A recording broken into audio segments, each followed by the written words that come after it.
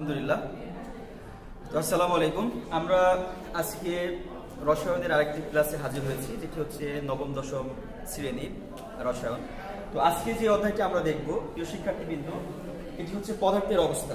তোমাদের দ্বিতীয় অধ্যায় যেটি আছে, সেই দ্বিতীয় অধ্যায়ের পদার্থের অবস্থা নিয়ে আজকে একটু আমরা আলোচনা করতে যাচ্ছি।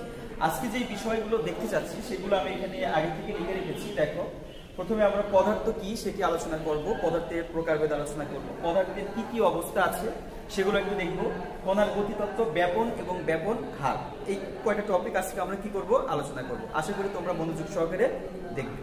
এখানে যে ইম্পর্টেন্ট কথাগুলো থাকবে অবশ্যই তোমরা খাতায় কি করবে, নোট করবে। তো আমরা প্রথমে যেটা দেখতে চাচ্ছি সেটি হচ্ছে পদার্থ কাকে বলে। আমরা অনেক ছোট থেকেই পড়ে এসেছি, যে সকল বস্তু ভর আছে, জায়গা দখল করে, যার উপরে বল প্রয়োগ করলে বাধা প্রদান করে, তাকে কি বলে, পদার্থ বলে। অনেক ছোট থেকে পড়ে এসেছি। তো আসলেই এরকমই পদার্থের সংজ্ঞাটা এভাবেই দেওয়া হয়েছে যে যার ভর আছে, জায়গা দখল করে এবং বল প্রয়োগে বাধা প্রদান করে, তাদেরকে কি বলে, পদার্থ বলে। তো পদার্থ কত প্রকার, আমরা যদি কাউকে প্রশ্ন করি পদার্থ কত প্রকার, তারা এমনিই বলে দেয় পদার্থ তিন প্রকার। কারণ কঠিন, তরল, বায়বীয়। কারণ আমাদের চোখের সামনে এই তিনটি প্রকারই দেখি। আসলে পদার্থের প্রকারভেদ তিন প্রকার না, পদার্থ টোটাল আমাদের আছে কয় প্রকার, দুই প্রকার। একটি হচ্ছে মৌলিক পদার্থ এবং যৌগিক পদার্থ। তাহলে আমাদের জানতে হবে যে মৌলিক পদার্থ কি। তো আমরা তাহলে পদার্থের যদি এখানে প্রকারভেদে আসি, যে হচ্ছে পদার্থ দুই প্রকার। একটি হচ্ছে মৌলিক পদার্থ, মৌলিক পদার্থ, তোমরা খাতায় লিখে ফেলাও যে পদার্থ দুই প্রকার, একটা হচ্ছে মৌলিক, আরেকটি হচ্ছে যৌগিক।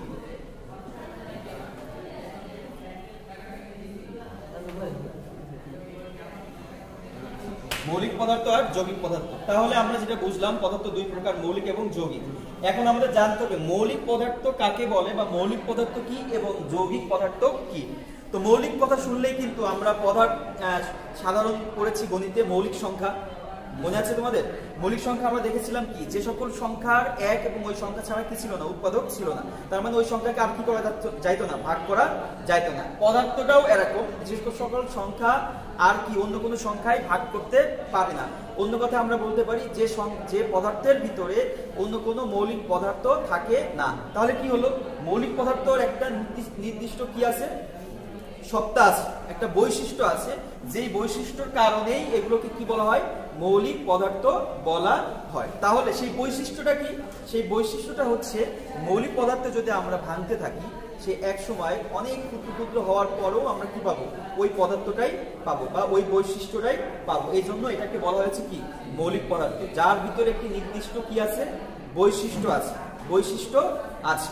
এটা হচ্ছে আমরা মৌলিক পদার্থ। মৌলিক পদার্থের উদাহরণ যদি আমরা দিই, এখানে আমি যদি লিখি আয়রন, যেটা আমরা রসায়নে পড়েছি হচ্ছে আয়রনের সংকেত কি, Fe, যেটাকে ফেরাম বলা হয়। এছাড়া আমরা যদি আরেকটি মৌলিক পদার্থের নাম লিখি যে অক্সিজেন, আরো যদি একটি লিখি যে এখানে আমরা লিখলাম হচ্ছে নাইট্রোজেন, এগুলো কিন্তু সবই মৌলিক পদার্থ, সবই মৌলিক পদার্থ। এছাড়া আমাদের চোখের সামনে অ্যালুমিনিয়াম খুব ঘোরাঘুরি করে, অ্যালুমিনিয়াম কি ঘোরাঘুরি করে, অ্যালুমিনিয়াম। তাহলে একটা বিষয় চিন্তা করো, লোহা তো আমাদের সবচেয়ে পরিচিত একটি পদার্থ, যেখানে সেখানে লোহার ব্যবহার আছে।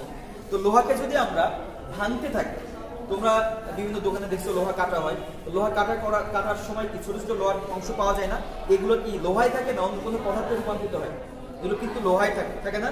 তার মানে লোহাকে আমরা ছোট ছোট অংশে বিভক্ত করার পর, অনেক ছোট করার পরও কি হচ্ছে, সেটা লোহায় থাকছে। তার মানে কি, সে লোহার বৈশিষ্ট্য কি ধরে রেখেছে, এই জন্য সেটা হচ্ছে কি, মৌলিক পদার্থ। আর যৌগিক পদার্থ কি, যৌগিক পদার্থের নিজস্ব কোনো কি নাই, বৈশিষ্ট্য নেই, সত্তা নেই। এই যৌগিক পদার্থের ভিতরে একাধিক মৌলিক পদার্থ থাকতে পারে। আর যদি একটা পদার্থের ভিতরে একাধিক মৌলিক পদার্থ থাকে, তাহলে তার কি নির্দিষ্ট কোনো বৈশিষ্ট্য থাকবে না। কিন্তু কেন, কারণ আমরা সবচেয়ে সহজ একটি পদার্থের যদি নাম লিখি H2O, এটা কিসের সংকেত, এটা হচ্ছে পানির সংকেত। তাহলে পানির ভিতরে কি আছে, হাইড্রোজেন আছে, আর কি আছে, অক্সিজেন আছে না? তাহলে একটা পদার্থের ভিতরে দুইটি মৌলিক পদার্থ আছে, যার কারণে এই পানিকে বলা হয়েছে কি, যৌগিক পদার্থ। যৌগিক পদার্থের নিজস্ব কোনো কি থাকে না, বৈশিষ্ট্য থাকে না, অক্ষুণ্ণ থাকে না। মানে একটা যৌগিক পদার্থের ভিতরে যদি একাধিক মৌলিক পদার্থ থাকে, তাহলে এখন আমরা যদি দেখছি এই H2O এর ভিতরে হাইড্রোজেনের একটা নির্দিষ্ট বৈশিষ্ট্য আছে, আবার অক্সিজেনের কি আলাদা একটা নির্দিষ্ট বৈশিষ্ট্য রয়েছে, যার কারণে পানির বৈশিষ্ট্যগুলোর ভিতরে একাধিক মৌলের বৈশিষ্ট্য রয়েছে, যার কারণে পানি এখানে কি যৌগিক পদার্থ। তাহলে আমরা একটা বিষয় শিখলাম, সেটি হচ্ছে পদার্থ কাকে বলে, পদার্থ কত প্রকার। পদার্থ দুই প্রকার, মৌলিক এবং যৌগিক। এখন আসতেছি পদার্থের অবস্থা। পদার্থের অবস্থায় যদি আমি যাই তাহলে আমরা দেখব পদার্থের অবস্থা কয় প্রকার, তিন প্রকার। তো তিন প্রকার কিভাবে হয়েছে আমরা যদি বাসা বাড়িতে একটু নিজেরাই প্র্যাকটিস করি, আমরা ফ্রিজ থেকে কি বের করবো, এক টুকরা বরফ বের করবো, এক টুকরা বরফ বের করবো। এই বরফগুলা যদি আমরা বাইরে রেখে দিই অথবা তাপ দিই তাহলে কি হবে, তরল হয়ে যাবে, পানি হয়ে যাবে না। তাহলে এই পানিকে যদি আবার আমরা পাতিলে নিয়ে চুলায় দিই তাহলে কি হবে, পানিকে তাপ দিলে আস্তে আস্তে কি হবে, বাষ্প হয়ে যাবে। তাহলে আমরা একটা বরফকে কয়টা অবস্থায় দেখতে পারলাম, একবার কঠিন অবস্থায় দেখেছি, একবার তরল অবস্থায় দেখেছি, আর একবার কি বায়বীয় মানে বাষ্পাকার হয়ে যাচ্ছে। এই জন্য আমরা বলি পদার্থের অবস্থা কত প্রকার, তিন প্রকার, কঠিন, তরল, বায়বীয়। এখন শুধু আমাদের কঠিন, তরল, বায়বীয় জেনে বসে থাকলেই হবে না। কঠিন, তরল এবং বায়বীয়ের ভিতরে কি কি বৈশিষ্ট্য আছে, কঠিন থেকে তরলে রূপান্তরিত করা যায় কিনা, তরল থেকে আবার কঠিনে আনা যায় কিনা, বায়বীয় থেকে তরলে আনা যায় কিনা, এগুলো আমাদের জানতে হবে। ঠিক আছে, আমরা যদি এখন দেখি যে কঠিন পদার্থকে তাপ দিলে সেটা কি হয়, তরলে হয়। বরফ দিয়ে আমরা উদাহরণ দেখলাম, বরফ যদি আমরা সাধারণত জানি বরফের গলনাঙ্ক কত, তোমরা কি জানো? বরফের গলনাঙ্ক হচ্ছে 0 ডিগ্রি সেলসিয়াস। তার মানে বরফ গলা শুরু করে কত ডিগ্রিতে, 0 ডিগ্রি। তাহলে বরফ আছে কত ডিগ্রিতে, অবশ্যই মাইনাসে আছে, মানে 0 থেকে কমে আছে। তাহলে বরফ সাধারণত থাকে মাইনাস, কিসে থাকে, মাইনাসে, -5, -3, -8, -10 ইত্যাদি এত ডিগ্রি সেলসিয়াস তাপমাত্রায় বরফ থাকে। এখন যখন আমরা বরফকে নরমালি পরিবেশে নিয়ে আসি, পরিবেশের তাপমাত্রা কি মাইনাস থাকে না। যেমন আমাদের এখন এত শীত, তারপর তাপমাত্রা কিন্তু 18-20 ডিগ্রি সেলসিয়াস, 18-20 ডিগ্রি সেলসিয়াস। এখন একটা বরফ আমরা মনে করো বের করে নিয়ে আসলাম ফ্রিজ থেকে, -10 ডিগ্রি সেলসিয়াসে আছে বরফটা। তাহলে বায়ুতে নিয়ে আসলে কি হবে, সে তাপমাত্রা গ্রহণ করা শুরু করবে না, যেহেতু বাইরের তাপমাত্রা বেশি, বরফের তাপমাত্রা কি কম। সে তাপ গ্রহণ করে প্রথমে কি হবে, -9, -8 এভাবে কমতে কমতে কততে আসবে, 0-তে আসবে। যেই 0 ডিগ্রি সেলসিয়াসে আসবে তখন বরফ গলা শুরু করবে, বরফ পানিতে রূপান্তরিত হবে। ঠিক আছে, এখন পানি যখন হয়ে যাবে, এই পানিটা পরিবেশ থেকে আবার তাপ গ্রহণ করে আমাদের কক্ষ তাপমাত্রা চলে আসবে। যেমন বায়ুতে তাপমাত্রা কত, এখন আমরা যদি 18 ধরি, পানি তাপ গ্রহণ করে কত 17 অথবা 18 ডিগ্রি সেলসিয়াসে রূপান্তরিত হলো। তাহলে এই যে প্রথমে ছিল -0 ডিগ্রি সেলসিয়াস, হলো কি 18 ডিগ্রি সেলসিয়াস পানি। তাহলে সে কি তাপ গ্রহণ করেছে না ছেড়েছে, তাপ গ্রহণ করেছে। তার মানে কঠিনকে তাপ দিলে, তাপ গ্রহণ করলে সেটা কিসে রূপান্তরিত হলো, তরলে রূপান্তরিত হলো। এখন এই তরলটা যদি আমরা পাতিলে নিয়ে চুলায় দিয়ে তাপ দিই অথবা যে কোনো পদ্ধতিতে তাপ দিই, তাহলে এই 18 ডিগ্রি সেলসিয়াস তাপমাত্রা থাকবে না, তাপমাত্রা বাড়বে। আমরা সাধারণত জানি যে 100 ডিগ্রি সেলসিয়াস তাপমাত্রায় পানি ফুটতে শুরু করে। তার মানে অবশ্যই এই 18 ডিগ্রি সেলসিয়াস তাপমাত্রার পানি তাপ গ্রহণ করে 20, 40 এভাবে কততে যাবে, 100তে যাবে। যেই পানি কি করবে, ফুটতে শুরু করবে। যেই পানি ফুটতে শুরু করবে সেই কি বাষ্পে রূপান্তরিত হবে। ক্লিয়ার? তার মানে আমরা একটা বিষয় এখন পরিচিত হলাম যে কঠিনকে তাপ দিলে কি হয়, তরল হয়, তরলকে তাপ দিলে বাষ্প হয়। এখন প্রশ্ন হলো, এই যে বাষ্প রূপান্তর করে দিলাম, বাষ্প কি আবার তরলে করা সম্ভব? কখনো কি দেখেছো? হ্যাঁ, অবশ্যই বাষ্পকে তরল করা সম্ভব। তোমরা যারা ভাত রান্না করার সময় যদি একটু খেয়াল করে থাকো, অথবা যে কোনো জায়গায় রান্না বা পাতিলে পানিতে তাপ দেওয়া হয়ে থাকে, তাহলে একটা আমরা যে পাতির উপর ঢাকনা থাকে না, ঢাকনার নিচে কি পানি জমে থাকে না, দেখছো? অথবা বাষ্প উড়ে চলে যাচ্ছে, এরকম অবস্থায় যদি আমরা উপরে একটা অ্যালুমিনিয়ামের পাতিল ঢাকনা দিয়ে ধরে রাখি, তাহলে এই বাষ্পগুলো কিসে লাগবে, অ্যালুমিনিয়াম পাতিলে লাগবে, ঢাকনায় লাগবে। লেখে কি হবে, এখানে তাপ হ্রাস হয়ে ফোটায় ফোটায় যদি আমরা একটু বাঁকা করে ধরি, ফোটায় ফোটায় কি করবে, পানি পড়বে। তাহলে এই যে বাষ্প যখন ছিল, এখানে তাপমাত্রা কি 100 ছিল, আরো বেশি ছিল না? 100 ডিগ্রি সেলসিয়াস তাপমাত্রায় পানি ফুটতে শুরু করেছে। তাহলে বাষ্প কি 100 ডিগ্রিতে আছে? অবশ্যই বেশি আছে। তাহলে বেশি ছিল, তাপমাত্রা হ্রাস হয়ে কি হলো, পানিতে রূপান্তরিত হলো। এখন এই পানিটাকেই যদি আমরা কোথায় নিয়ে যাই, ফ্রিজে নিয়ে যাই, তাহলে আবার কি আরো আস্তে আস্তে কমতে কমতে কোথায় আসবে, মাইনাসে চলে আসবে। তখন আবার কি হবে, বরফ হয়ে যাবে। তার মানে আমরা বুঝলাম কঠিনকে তাপ দিলে তরল, তরলকে তাপ দিলে বাষ্প, বাষ্পকে তাপ হ্রাস করলে তরল, তরলকে তাপ আরো হ্রাস করলে কি হলো, কঠিন হলো, হলো না? এখন শুধু কি তাপ দিলেই কঠিন থেকে তরল রূপান্তরিত হয়? আর কিছু আছে? কি আছে? হ্যাঁ, আর কি আছে? চাপ দিলেও তরলে রূপান্তরিত হয়, চাপ। এটা কি খেয়াল করে দেখেছো কখনো? দেখো না। এখন তোমরা তাহলে বাসায় যে প্র্যাকটিস করবে, দুটা বরফ নিয়ে চাপ দিবে, প্রেসার দিবে, দেখবা পানি ওই দুইটা অনেক তাপমাত্রা। আচ্ছা, তুমি একটা বিষয় চিন্তা করো তো, আমরা যে ফ্রিজে বরফ রাখি, আমরা ফ্রিজে পানি রাখলাম, মাঝে মাঝে আমরা ফ্রিজে আইসক্রিম তৈরি করি, এই আইসক্রিমটা বের করা খাইতে খাইতে কি হয়, গলে যায় না, খুব দ্রুত গলে। কিন্তু বাইরে থেকে একটা আইসক্রিম কিনে নিয়ে আসলে অথবা আমাদের রাস্তাঘাটে যারা মাইকিং করে আইসক্রিম বিক্রি করে, এই আইসক্রিম অনেকক্ষণ ধরে খায়, গলে না, গলে না। কিন্তু কারণটা কি চিন্তা করে দেখছো? যে আমি ফ্রিজে বানালাম বরফ, খাইতে খাইতে গলে পড়ে যাইতেছে, কিন্তু বাইরে থেকে বরফ কিনে নিয়েছি, কি হয়, অনেকক্ষণ ধরে চাটাচাটি করলেও কিন্তু কি হয় না, শেষ হয় না, মানে বলতে চায় না। কারণ আছে, কারণটা হচ্ছে দেখো, বরফ যেটা কারখানায় বানানো হয় ওদের তাপমাত্রা অনেক কম থাকে। মনে করো ওরা যদি -100°C তাপমাত্রায় বরফটা বানায়, এটা হচ্ছে -100°C তাপমাত্রায় কি বানিয়েছে, কারখানা বরফ বানিয়েছে। এখন সেই বরফটা আমরা কিনে নিয়ে আসলাম, মাত্র আনলাম না, তাহলে আমাদের পরিবেশের তাপমাত্রা কত ছিল, 18 ছিল না? এই -100 থেকে 18তে রিকভার করতে অনেক সময় লাগবে না? কারণ সে কি করে, -100 থেকে -93 -98 তাপমাত্রা গ্রহণ করতে করতে করতে করতে 0তে আসলে তো গলবে। এই জন্য যে আমরা বাইরে থেকে বরফগুলো নিয়ে আসি, এগুলো গলতে কি হয়, লেট হয়। আর আমরা সাধারণত ফ্রিজে বানাই -5°C, -5°C। তাই 5 ডিগ্রি থেকে 0তে আসতে কত সময় লাগবে? 1-2 মিনিট সময় লাগবে, অথবা 5-10 সেকেন্ড লাগতে পারে। এই জন্য এই বরফটা কি হয়, আমাদের গলে যায়। জানাটা লাগাই দাও, কি বলছি বুঝতে পেরেছো? তাহলে কঠিন অবস্থা থেকে তরল অবস্থায় রূপান্তরিত করতে গেলে আমরা কি দিতে পারি, চাপও দিতে পারি। চাপ দিলেও কি হবে, বরফ হবে। তোমরা দুইটা বরফ নিবা, যে বরফটা অধিক তাপমাত্রা হ্রাস করা হয়েছে, মানে -40 -50 এরকম তাপমাত্রা নিবা, অথবা বাইরে থেকে দুটা বরফ কিনবা, 5 টাকা 10 টাকা যে বরফ, এবার চাপ দিবা, দুটা বরফ দিয়ে চাপ দিয়ে দেখবা তোমার হাতের পাশে যেটা আছে, অবশ্যই কাপড় নিতে হবে, হাত দিলে তো হাতের তাপমাত্রা নিয়ে গলে যাবে। তাহলে দুই পাশে কাপড় দিয়ে তুমি চাপ দিবা, দেখবা যে পানি টকটক করে মাঝখান থেকে পড়তেছে। তাহলে প্রেসার ক্রিয়েট করলাম, কঠিন কি হয়ে গেল, তরল হয়ে গেল। আবার তরলকে যদি আমরা আরো প্রেসার ক্রিয়েট করি, বাষ্প হয়ে যাবে, হবে না? তুমি নিজেই একটা চিন্তা করে দেখো, মুখের ভিতরে পানি নিবা, নিয়ে যদি জোরে মুখটা প্রেসার ক্রিয়েট করে দাও, তাহলে কি হয়, বাষ্পাকারে বেরোয় যেন পানি উঠতে থাকে না। দেখছো এটা, দেখছো? মাঝে মাঝে আমরা বিভিন্ন সার্কাসে দেখে থাকি যে আমাদের যেই সার্কাস খেলা হয়। আচ্ছা যাই হোক, এখন আজান দিচ্ছে, আমরা একটু বিরতিতে যাই নাকি, আজানটা শেষ হোক। যাই হোক, আবার ফিরে আসলাম। তো আমরা যেটা দেখছিলাম যে দুটি বরফকে বা কঠিনকে চাপ দিলেও কিন্তু কি হয়, তরলে রূপান্তরিত হয়। এখন আমাদের এই চিত্রটা তোমাদের মনে রাখতে হবে, এটা পরীক্ষায় এসে থাকে যে পদার্থের রূপান্তর। সেক্ষেত্রে আমরা লিখবো কিভাবে, লেখার পরে আমরা একটা উদাহরণ দিলাম, বরফ। বরফকে যদি আমরা কি দিই, তাপ দিই, তাই না, তাপ বৃদ্ধি করি, তাহলে কি হবে, এটা তরল হবে। তরলকে যদি আরো তাপ দিই, কি হবে, বাষ্প হবে, বাষ্প হবে। এখন দেখো, তাহলে এখানে আমরা লিখতে পারি তাপ ও চাপ বৃদ্ধি। এখানেও কি হয়েছে, তাপ ও চাপ বৃদ্ধি করেছে। দেখো, আমরা এই একটা চিত্র দিয়ে দুটা উদাহরণ দিব, যে কঠিন থেকে তরল, তরল থেকে বাষ্প। এটা কি বুঝতে পেরেছো? খাতায় আঁকিয়েছো? অবশ্যই খাতায় এটা লিখতে হবে, কঠিন থেকে তরল, তরল থেকে বাষ্প। এখন যদি এই বাষ্প থেকে আমরা কি করি, তাপ হ্রাস করি, তাহলে এটা আবার এদিকে চলে আসে। আমরা এই পাশে একটা চিহ্ন দিলাম, এটা দিলাম তাপ ও চাপ হ্রাস, চাপ হ্রাস।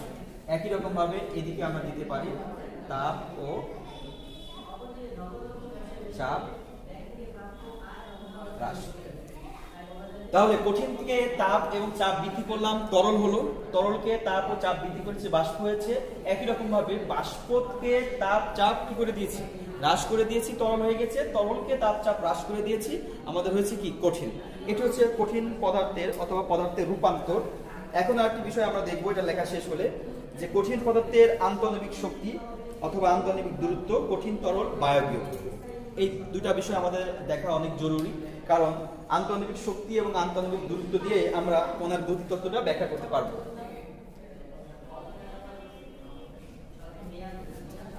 তাহলে আমরা প্রথম থেকে বলতে থাকি যে পদার্থ কাকে বলে। পদার্থ বলা হয়েছিল যে যার ভর আছে, জায়গা দখল করে, বল প্রয়োগে বাধা প্রদান করে, তাদেরকে পদার্থ বলে। পদার্থ দুই প্রকার আমরা পড়েছিলাম, হচ্ছে মৌলিক পদার্থ এবং যৌগিক পদার্থ।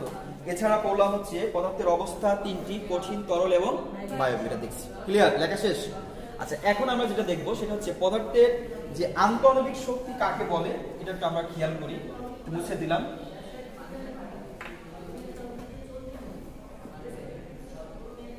একটু এদিকে খেয়াল করি।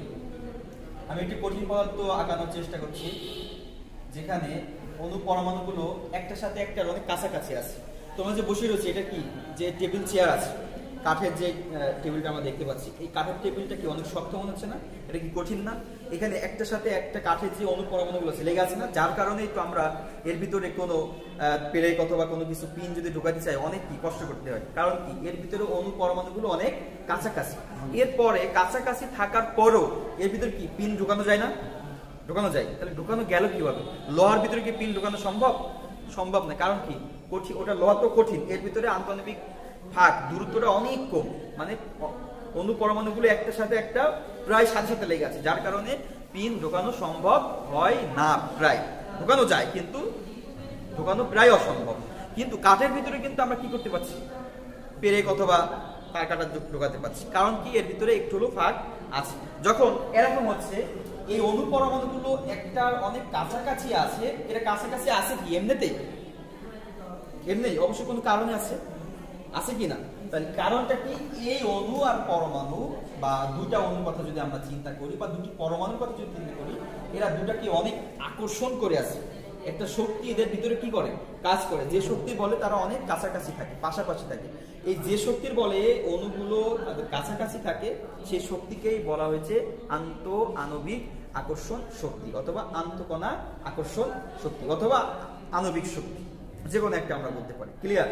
আবার বলছি, পদার্থের অণু পরমাণুগুলো যে শক্তির বলে পাশাপাশি অবস্থান করে, সেই শক্তিকে আমরা বলি আন্তঃআণবিক আকর্ষণ শক্তি। এখন একটু খেয়াল করে দেখি, এই কঠিন পদার্থটা যদি আমাদের এখানে দেখো অনেক কাছাকাছি আছে, তারপর কিছু ফাঁকা জায়গা আছে না? একটু খেয়াল করে দেখেন, ফাঁকা জায়গা আছে না? এই যে আমি ডটটা দিচ্ছি, এখানে কি ফাঁকা জায়গা আছে না? এই ফাঁকা জায়গা আছে, তার মানে কঠিনের ভিতরেও কি ফাঁকা জায়গা আছে। এখন যদি আমরা এখানে একটা তার কাটা দিতাম, তখন বলবো কি হলো, এই একটু এখানে চেপে যাচ্ছে, এই একটু চেপে যাচ্ছে, যে ফাঁক হলে এর ভিতরে কি তার কাটা প্রবেশ করছে। বিষয়টি ক্লিয়ার? তাহলে এই অণু পরমাণুর ভিতরে যে ফাঁকা জায়গাটা আছে, এই ফাঁকা জায়গাটাকে বলা হয় আন্তঃআণবিক দূরত্ব। কি বলে? আন্তঃআণবিক দূরত্ব। তাহলে আমরা এখানে পেলাম, এটা হচ্ছে আন্তঃআণবিক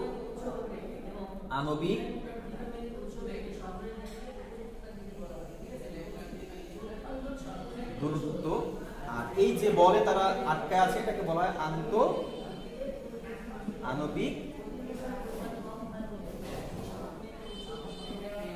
শক্তি। আন্তঃআণবিক শক্তি, এই আন্তঃআণবিক শক্তিটা সাধারণত সবচেয়ে বেশি যেটা দেখা যায় সেটা হচ্ছে আয়নীকরণ শক্তিতে দেখা, আয়নীকরণ শক্তি বা আয়নিক বন্ধনে দেখা যায়। আয়নিক কিসে দেখা যায়? আয়নিক বন্ধন।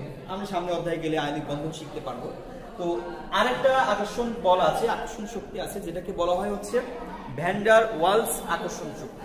এটা সাধারণত দেখা যায় সমযোজী বন্ধনে, মানে এই বন্ধনটা অনেক দুর্বল, বন্ধনটা অনেক দুর্বল। আকর্ষণ যেমন এখানে একটি অণুর সাথে কি অনেক আকর্ষণ শক্তিটা কি বেশি ছিল, আর ওই আকর্ষণ শক্তিটা কি কম।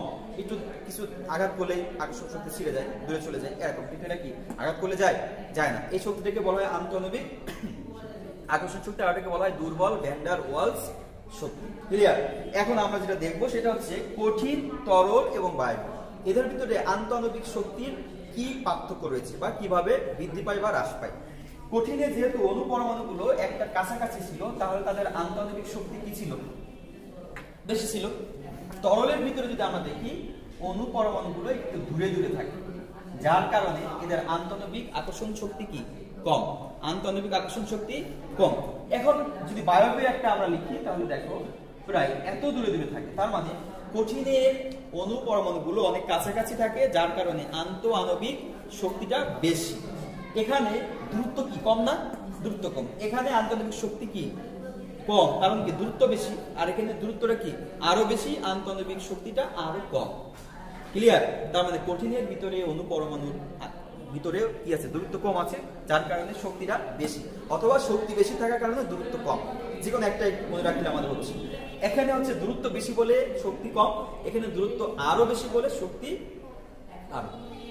ক্লিয়ার? তাহলে আমাদের মাঝে মাঝে প্রশ্ন আসে যে কঠিন, তরল, বায়বীয় এই পদার্থগুলোর আন্তঃআণবিক শক্তির ক্রম ব্যাখ্যা করো, অথবা উদ্দীপকের 3টি পদার্থ দিয়ে দিতে পারে, বলবে যে কার আন্তঃআণবিক শক্তি সবচেয়ে বেশি, অথবা কার আন্তঃআণবিক দূরত্ব সবচেয়ে কম, অথবা কার আন্তঃআণবিক দূরত্ব সবচেয়ে বেশি, এরকম প্রশ্ন আসে। তাহলে আমরা প্রথমেই নির্ণয় করব যে উদ্দীপকে যে পদার্থগুলো দেওয়া থাকবে এই পদার্থগুলো কঠিন আছে কিনা, তরল আছে কিনা, বায়বীয় আছে কিনা। এমন যদি হয়, আমরা এরকম একটা দেওয়া আছে যে আয়োডিন, এটা কি আয়োডিন, আর একটা দেওয়া থাকলো কার্বন ডাই অক্সাইড, আর একটা দেওয়া থাকলো আমাদের H2O। তাহলে যদি বলে এখানে আন্তঃআণবিক শক্তি কার সবচেয়ে বেশি, তাহলে আমাদের চিন্তা করতে হবে এর ভিতরে কে কঠিন আছে, অথবা কে তরল আছে, কে বায়বীয় আছে। তা আমরা যদি দেখি কার্বন ডাই অক্সাইড কি গ্যাস, গ্যাসের আন্তঃআণবিক শক্তিটা কি অনেক কম। এরপর আর বাকি আছে কি, তার মানে এটা সবচেয়ে কি কম। তারপরে কি তরল, এটা কি পানি না।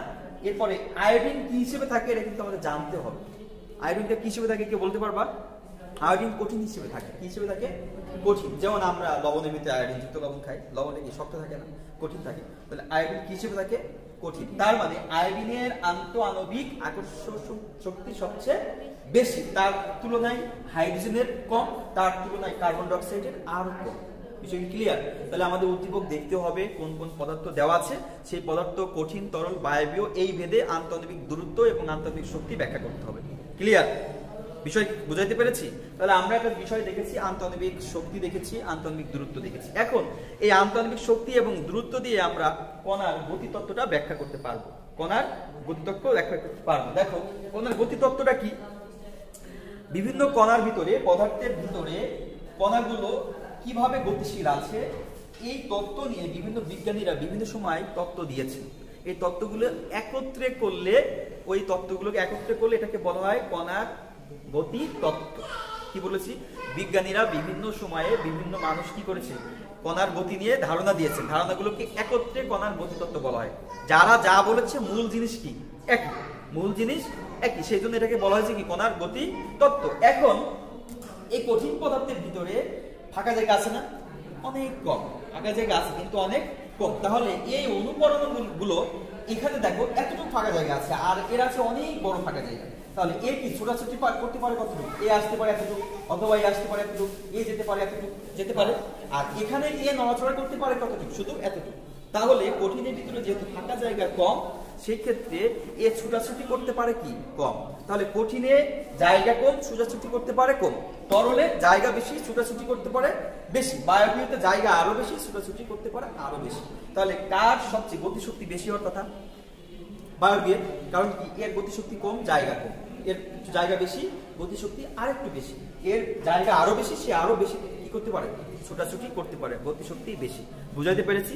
এখান থেকেও আমাদের প্রশ্ন আসে কণার গতিতত্ত্ব ব্যাখ্যা করো, বা উপরের উদ্দীপকের পদার্থের কণার ভিতরে গতি কি সম্পর্ক আছে ব্যাখ্যা করো। সেই ক্ষেত্রে আমাদের প্রথমে নির্ণয় করতে হবে ওই পদার্থগুলো কোনটা কঠিন, কোনটা বায়বীয়, কোনটা তরল। আগের মতোই যে আন্তঃআণবিক শক্তি যেটা করেছিলাম। তাহলে প্রথমে আমাদের নির্ণয় করতে হবে পদার্থগুলোর অবস্থা কিসে আছে, কঠিনে, তরলে না বায়বীয়। ক্লিয়ার? তাহলে আমরা কণার গতিতত্ত্ব ব্যাখ্যা করতে পারবো, আন্তঃআণবিক শক্তি এবং আন্তঃআণবিক দূরত্বটাও ব্যাখ্যা করতে পারবো। এখন যে বিষয়টা আমরা দেখতে চাচ্ছি সেটি হচ্ছে ব্যাপন। আমাদের লাস্ট যে টপিক ব্যাপন এবং ব্যাপন হার।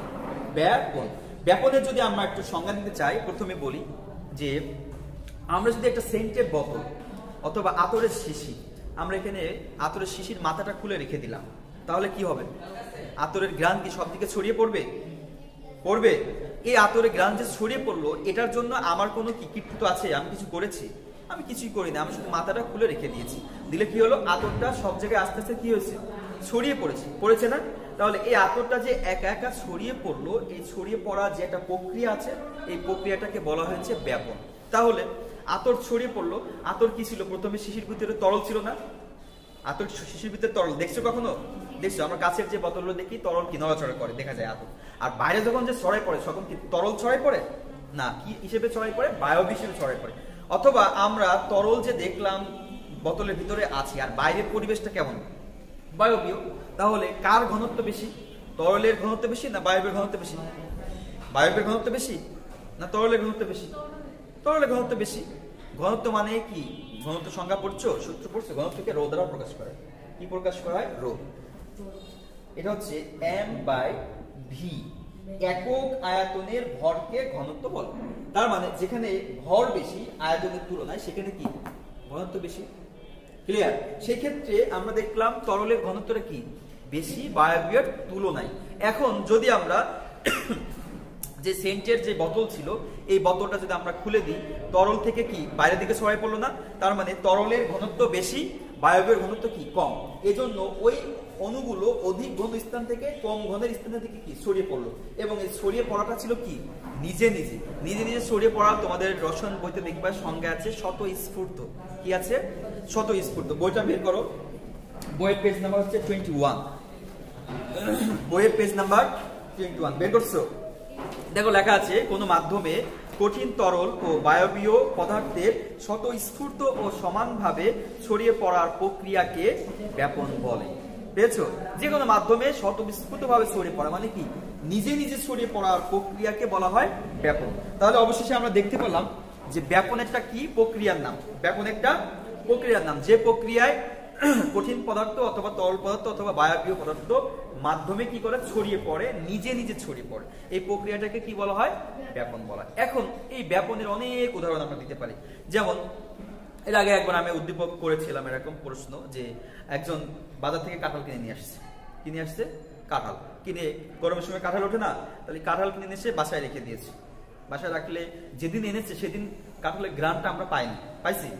দুই একদিন পরে দেখা যাচ্ছে কাঁঠালের ভিতরে যখন কি হলো গ্রানটা বেশি হলো, কাঁঠালের যে ছিগলা আছে বাকল আছে না, বাকলের ভিতরে কি হলো গ্রানটা গ্যাসীয় পদার্থ বেশি হয়ে গেছে, যার কারণে কি হয়েছে এই চাপটা দিচ্ছে কাকে? বাকলকে চাপ দিচ্ছে। বাকলকে চাপ দেওয়ার কারণে ভিতরে প্রেসারটা বেশি হওয়ার কারণে সে কি বাকল ছিদ্র করে বের হওয়া শুরু হয়েছে।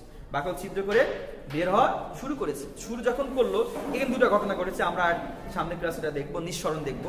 যে সরু ছিদ্র পথে যে বের হয়ে গেল এটাকে কি বলা হয়? নিঃসরণ বলা হয়। কিন্তু নিঃসরণ আমরা পরে আসতেছি। এখন এই কাঁঠালে যে ঘ্রাণটা বের হলো এটা কি আমরা পাশের রুম থেকে পাই?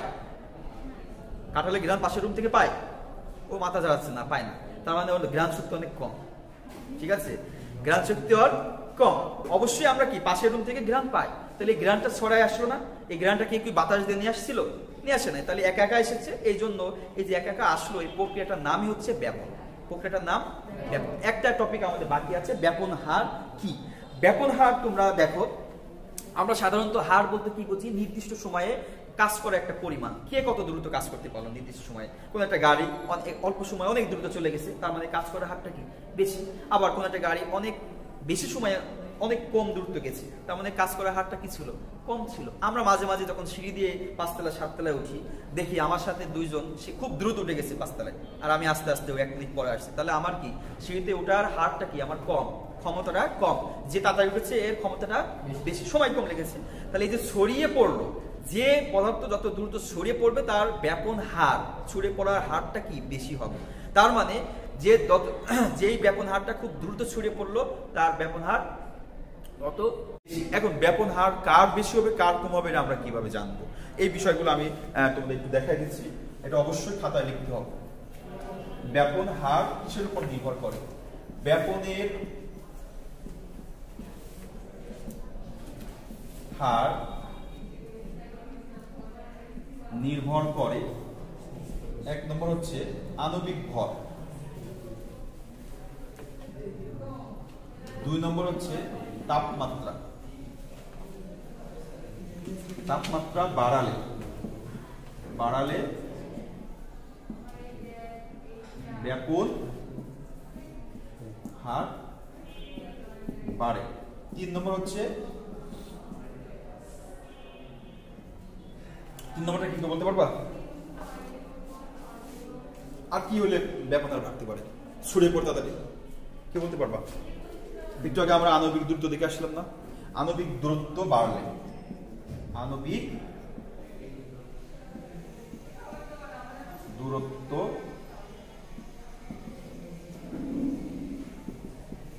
বাড়লে ব্যাপন হার বাড়ে। লিখছো? 3টা টপিক লিখছো? হ্যাঁ, শেষ করবো। কি বলছি বুঝতে পেরেছো? কি বলেছি? আণবিক ভর যদি আণবিক ভরের উপর নির্ভর করে, এরপর হচ্ছে তাপমাত্রা বাড়ালে ব্যাপন হার বাড়ে, আণবিক দূরত্ব বাড়লেও ব্যাপন হার বাড়ে। কি বলছি বুঝতে পেরেছো? তাহলে ব্যাপন হার কাকে বলে, ব্যাপন হার কি সেটা আমরা দেখলাম।